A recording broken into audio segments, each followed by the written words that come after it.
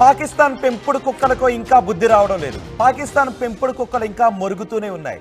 పాకిస్తాన్ పెంపుడు కుక్కలు భారత పౌరులను కరవటానికి చాలా సందర్భాల్లో ప్రయత్నాలు చేసిన ప్రతిసారి కూడా కొంత నష్టాన్ని కలిగించిన తోకలు కోసి మరీ పంపించేశాం. ఇప్పుడు మరో పాకిస్తాన్ పెంపుడు కుక్క భారత ప్రధానిని చంపేస్తామంటూ పిచ్చి వాగుతూ ఉంది.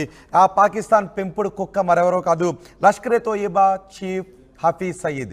పాకిస్తాన్ పెంపుడు కుక్కలు భారతదేశంపై మొరగటానికి కరవటానికి చాలా సందర్భాల్లో ప్రయత్నాలు చేస్తూనే ఉన్నాయి.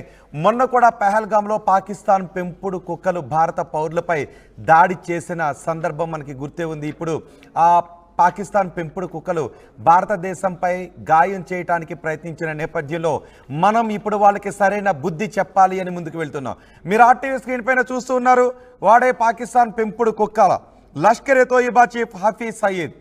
ఈ హఫీజ్ సయీద్ అంటాడు భారత ప్రధానిని చంపే